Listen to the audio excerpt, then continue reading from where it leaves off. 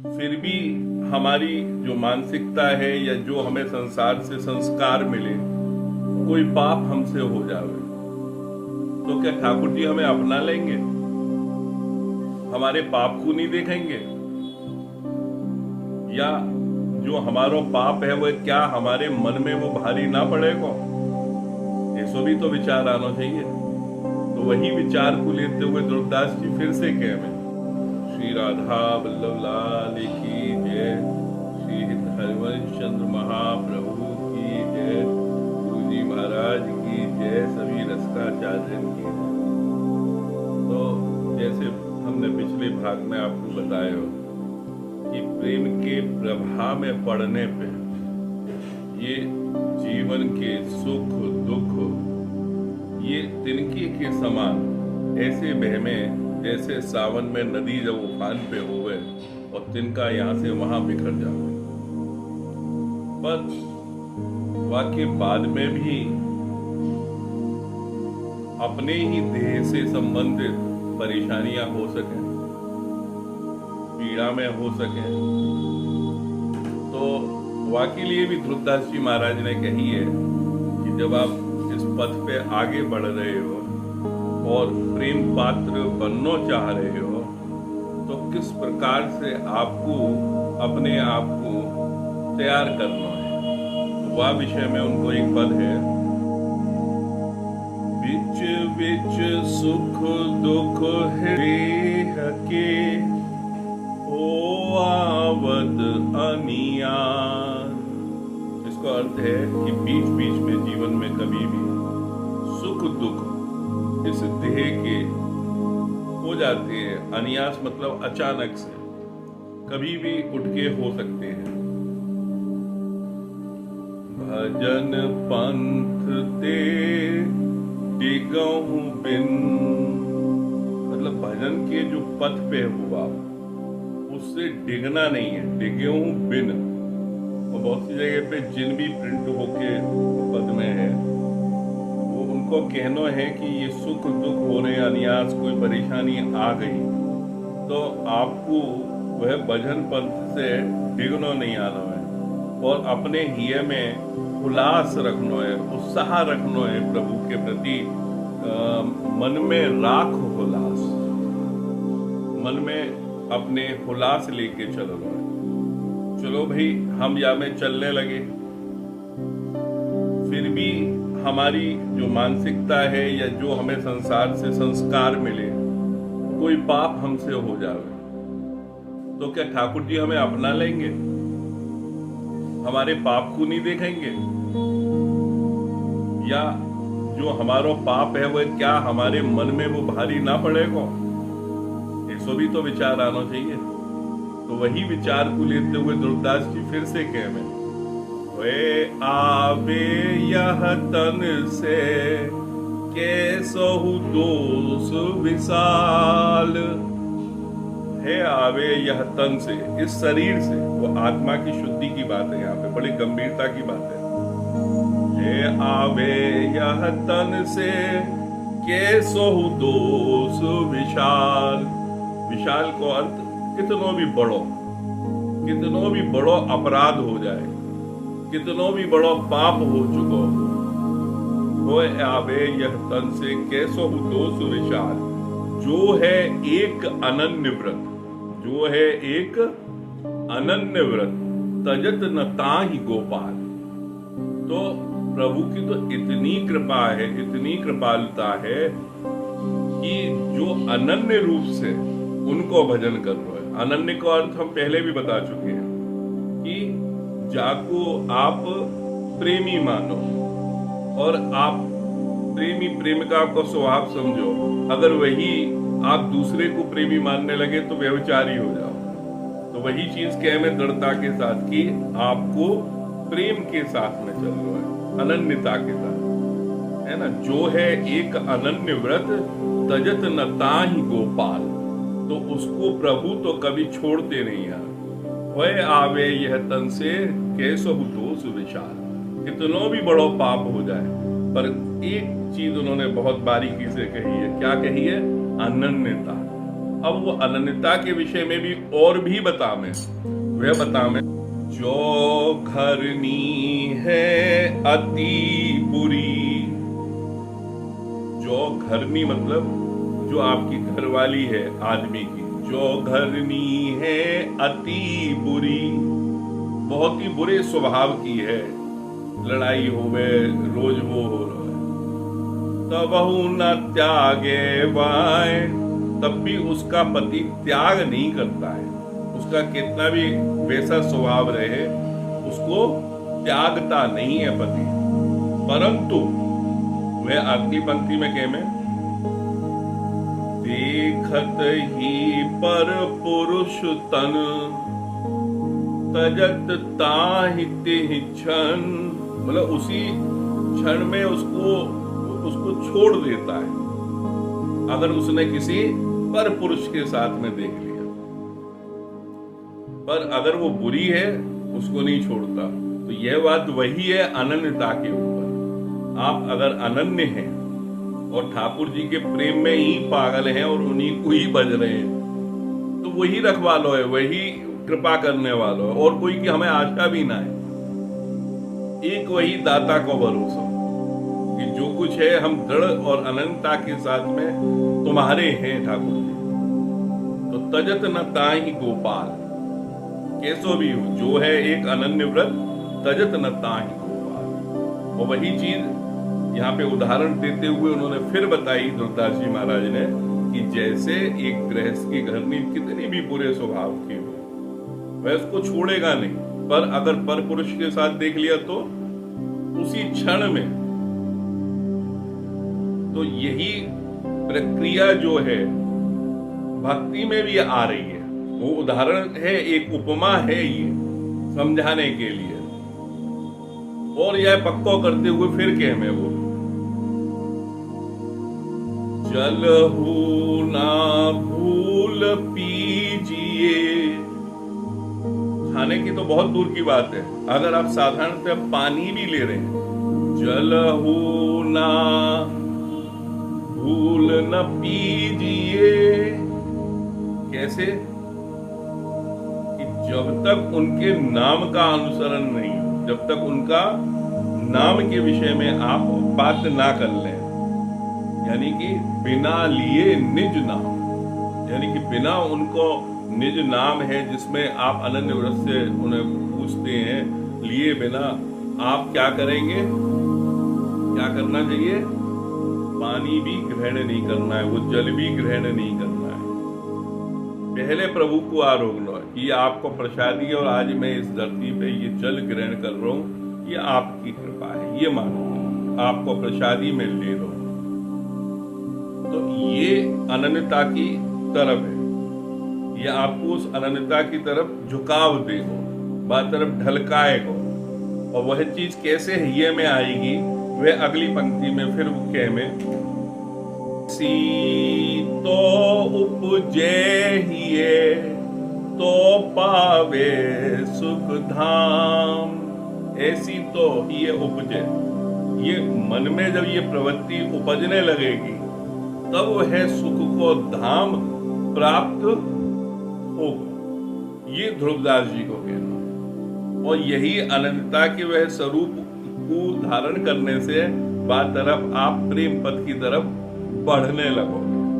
अब प्रेम पथ की तरफ बढ़ने पे क्या क्या होगा हमारे साथ, क्या क्या गति होने लगेगी शरीर की, बाकी प्रेमी की क्या पहचान है, वे हम आपको अभी या पद में बतावे। प्रेम बीज उपजे मन माही, तब सब जितनी भी हैं तब सब हृदय वासना जाही। जितनी भी हृदय में मन में वासनाएं थी, लोभ था, सांसारिक ये थी, जब प्रेम बीज मन में आपके हृदय में अंकुरित होने लगेगा तो अपने आप वो वासनाएं समाप्त होने लगेंगी। उनकी तरफ आपको कम करने की या कोई दबाने की जरूरत ना है, या आप उनको प्रेशराइज करें कि मेरी ये भावना आ गई, अरे नहीं नहीं नहीं नहीं प्रभु वो अपने आप ही नहीं आएंगे, वह अपने आप ही आपको सूक्ष्म रूप में अलग होती चली जाएंगी। क्योंकि जब प्रेम को भी, इस ठाकुर जी की अनंतता को भी जब हृदय में आने लगेगा, और वह जब बीज आ जाएगा, तो हृदय कमल में क्या खिले? ठाकुर जी के चरण कमल ही रहेंगे, उन्हीं में ध्यान लगो रहेगा, तो वासना अपने आप समाप्त हो जाएंगी। और पक्की करके कहे में, जग में भयो फिरे बैरागी, जग में ऐसे भयो, ऐसा हो जाएगा, फिरे बैरागी, जिसको बैराग हो गया है, कोई राग ही नहीं रहो। कोई ऐसा संगीत लाए कि संसार की चीज में वाको मन अटक रहो है, कि जैसे कि मैं वह चीज को स्वाद ले लूं। क्यों? जब वो प्रभु के प्रेम को जब कमल खिलने लगो, तो जग के लिए क्या हो गया? बैरागी। और काय में वाको अनुराग जा रहा है, वृंदावन रस में अनुरागी। जो वृंदावन को जो मधुरतम रस है, बाको अनुराग जो प्रेम है वह बढ़ने लगे, और जग के लिए बैरागी। क्योंकि जग वाले कहेंगे मूर्ख है, सीधो आदमी है, वही जाने दो, या संसार की ना है। संसार में रह के संसार के सारे काम कर रहा है, संसार में रह के संसार के सारे कार्य कर रहा है, पर किस तरह से? जैसे बैरागी करे। वही तो हित की शिक्षा है, सबसो हित निष्काम मत, सबको हित करो और निष्काम मत से करो। वो व्यवहार ना देख रहा है कि जाने में 2 रुपया दिए तो मुझे 2 रुपया देने हैं। वह क्या देख रहा है कि मेरा तो बने, मेरे पास है, मैं देने को तैयार हूं। तो वो वैराग्य की अवस्था है। और कोई कहेगा मूर्ख है, देखो हमने तो 2 दिए, जाने तो हमें 5 दे दिए। पर वह तो प्रभु अपनी छत्र छाया में ले आए हैं। वहां को जो एनवायरमेंट है वो ठाकुर जी हो चुका है पूरा, और जग के लिए वह बैरागी है। और क्या हुए साहब? ये तो बैरागी आपने बता दी। एक और चीज आपको बता, मैं बड़ी सुंदर बात है।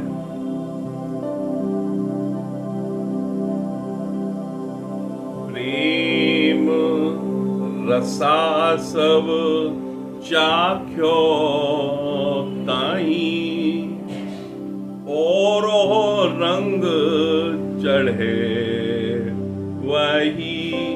मतलब भाई, अब जब वो प्रेम को रसासव ठाकुर जी को प्राप्त कर ले हुए, तो वहां में और ही रंग चढ़ने लगे। और वो रंग कैसो चढ़े? या रस प्रेम परे जब आई, जब उसके हृदय में इस रस का प्रेम आने लगेगा, तो उसकी गति कैसी हो जाएगी?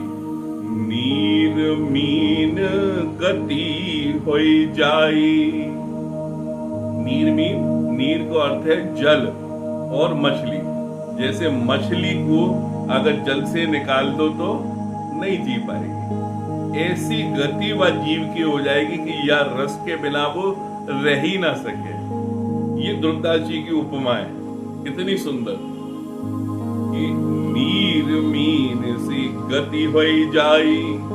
नीर मीन सी उसकी गति हो जाएगी। इस प्रकार से उसको चरित्र आपको समझ में आने लगेगा कि हाँ साहब, ये स्वाद आ रहा है का, तो ये और आगे पक्को करके निसी दिन ना कुछ और सुहाई, प्रीतम के रस में समाई। मतलब कि निसी रात्रि में, दिन में वो उसको और कुछ सुहाएगा ही नहीं। सुहाना मतलब भाएगा ही नहीं, उसको अच्छा ही नहीं लग रहा है। आप चाहे कोई उसको बड़ी से बड़ी दुनिया की चीज दो, बड़े से बड़े पद पे बैठाओ, बड़े से बड़ा माँ को सम्मान करो, कुछ करो, पर वो अगर यार रस में डूबो हुआ है, तो वह तो प्रीतम के रस में ही समातो वो चलो जाए, और भाई कुछ ना सुहाई। निस दिन रात्रि और दिन दोनों समय।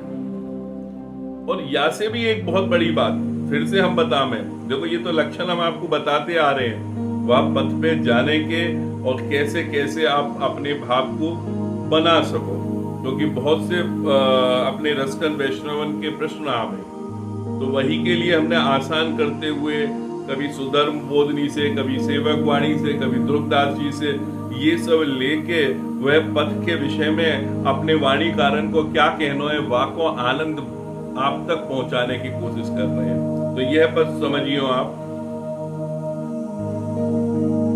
जेहि उर उपजो प्रेम रस, जिसके भी हृदय में यह प्रेम को रस उपजने लगो, उपजने को मतलब पैदा होने लगो, रस अंदर से ही, उपजने शब्द को अर्थ यहां से अंदर से, अपने मन से अंदर से वाक्य आ रहा है। सो नित रहत उदास, तो उसका पहला लक्षण क्या होगा? सो मतलब वह, नित, नित मतलब रोज, रहत रहेगा, उदास। अब आप कहोगे ये कैसा? सो नित रहत उदास, हंसवो खेल नो, जो हंसी खेल है, जो बात कर दो, वो बात आ रही है समझ में आपको? हंसवो खेल नो, भूलो हंसवो खेल नो, खाएबो जो भी है उसके भोजन पान का, और सुख रास, जितनो भी सुख जहां पे भी वह मिलतो वह सब भूल जाएगा। क्यों? क्योंकि वह पड़ो वह है किस चीज में? प्रेम के उपजने के कारण वही चीज में उदास होके बैठ गयो है। ना तो वो हंसता हुआ दिखेगा, भूल जाएगा, हंसी तो आवे पर भूल रहो है ना। तो यही चीज अब आपके समझ में आ रही होगी, या फिर और अभी हम यहाँ पे चाहें कि हम विराम लें, कि ये आपको हमने बहुत से लक्षण बता दिए और अगले भाग में फिर यहीं से आगे करेंगे, क्योंकि थोड़ो थोड़ो करके आप एक एक पद में जो हम भाषा जो वाणी कारण की है समझाने को प्रयास कर रहे हैं वे आ सके, ना कि ऐसा हो कि पूरी ऐसी खिचड़ी बन जाए कि जामे से निकालना ही मुश्किल पड़ जाए। तो वही पद पे बड़ी सरलता के साथ हम वाकु आपको चलाने के लिए अपना प्रयास रख रहे हैं कि वह चीज को समझते हुए ही आगे बढ़ो जाए। जब थोड़ा थोड़ा समझेंगे, एक साथ 10 सीढ़ी तो नहीं चढ़ी जाएंगी, पर एक एक सीढ़ी करके वह पथ पे हम थोड़ा थोड़ा सो जो वाणी कारण को ज्ञान है वह सरल भाषा में रखेंगे। तो अभी हम यहीं पे विराम ले में, और अगले भाग में फिर से हम यहीं से आगे आपको बताएंगे। और श्री वृंदावन धाम से सभी रसकन को हमारी जय जय श्री हरिवंश, जय जय श्री